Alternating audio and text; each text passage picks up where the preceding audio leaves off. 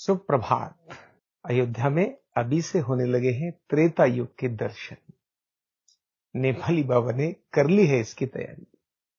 जी हां, भगवान श्री राम के ससुराल यानी जनकपुर वाले नेपाली बाबा ने श्री राम की प्राण प्रतिष्ठा कार्यक्रम में त्रेता युग के दर्शन कराने की अद्भुत तैयारी पूरी कर ली है।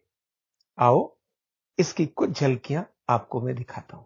ऐसे तो अयोध्या में सब तरफ वातावरण ही अलग है, तैयारियां बड़े जोरों पर है, लेकिन नेपाली बाबा के जो मंडप है वो कुछ अद्भुत तरह से ही तैयार हो रहे हैं। आखिर होंगे क्यों नहीं। श्री राम की ससुराल से तैयारी हो रही है। एक मंडप जिसके अंदर अद्भुत रूप से 1008 कुंज यानी भव्य कुंज विशेष तरीके से निर्माण किए गए हैं, जिनको वैदिक आकार में घास फूस के मंदिर के पिरामिड कहते हैं के आकार की छोटी छोटी बहुत सुंदर सुंदर झोपड़ियां, जिसे हम कुंज कहते हैं क्योंकि कुंज मतलब गली, पतली गली से बनाए गए हैं। एक कुंज से दूसरे कुंज के बीच में छोटी छोटी कुंज गली बनाई गई है, जिससे साधक आसानी से एक स्थान से दूसरे स्थान तक जा सके। प्रत्येक कुंज में बिठाए जाएंगे भगवतेश्वर महादेव, जो श्री राम जी के आराध्य हैं। कुंज में 4 नेपाली ब्राह्मण लगातार सीताराम का अखंड जाप करेंगे। यह जाप कई दिन और कई घंटे तक लगातार चलेगा।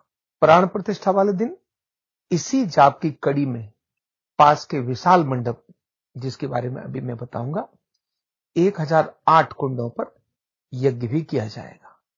वहीं दूसरी ओर विशाल मंडप जो यज्ञ मंडप बनाया है, उसमें 1008 यज्ञ कुंड तैयार किए जा रहे हैं। प्रत्येक यज्ञ मंडप में कम से कम यानी यज्ञ कुंड के साथ यज्ञ मंडप में एक परिवार यजमान के रूप में और 4 यानी एक आचार्य और 4 वैदिक ब्राह्मण लगातार वैदिक मंत्रों का उच्चारण करेंगे और वही यज्ञ संपन्न कराएंगे।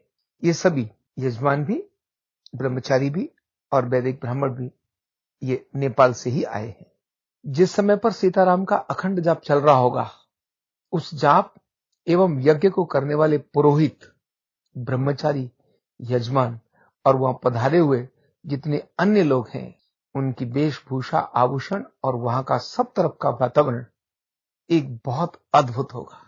सब तरफ कुंज और मंडप में जिस रंग बिरंगे आकार से तोरणों को भव्य रूप से बनाया जाएगा, उन्हें सजाया जाएगा, उस विशाल यज्ञ मंडप का एक एक यज्ञ कुंड, उसके पास में रखी हुई यज्ञ सामग्रियां, उसकी ऊपर की झोपड़ी, उसका आकार और उसकी सजावट, उसके आसपास लगी हुई सुंदर पताकाएं, एक एक खंभ को जो उस झोपड़ी को टांगे हुए है, उसकी सजावट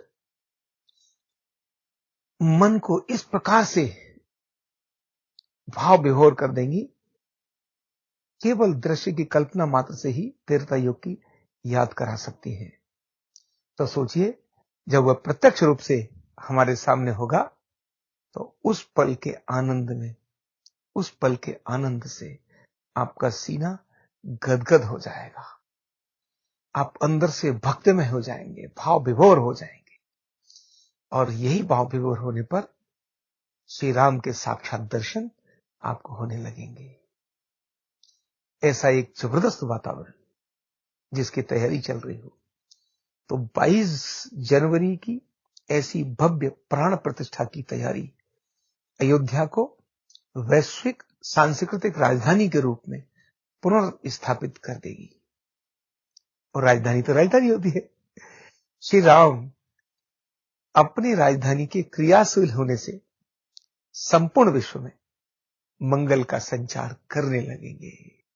इसीलिए मैं कहता हूं, 22 जनवरी न केवल अयोध्या के लिए, न केवल भारत के लिए, अपितु संपूर्ण विश्व के लिए कल्याण का कारण होगी। जय श्री राम। बहुत बहुत धन्यवाद। कंधा दर्द, गर्दन दर्द, कमर दर्द, गैस, एसिडिटी, माइग्रेन बहुत सारे रहते हैं, और अगर घुटनों की बीमारी आ गई तो एक एक कदम पहाड़ जैसे लगने लगता है और जिंदगी बोझ बन जाती है। बीमारी की कोई उम्र नहीं है। आरोग्य पीठ लाया है बिना दवा, बिना साइड इफेक्ट के इतनी भयंकर बीमारियों को रिवर्स करने का जबरदस्त तरीका, वेलनेस न्यूरोथेरेपी। तो देर किस बात की, अभी फोन उठाओ, कॉल करो और अपने रोगों से, अपनी बीमारियों से परमानेंट छुटकारा पाओ।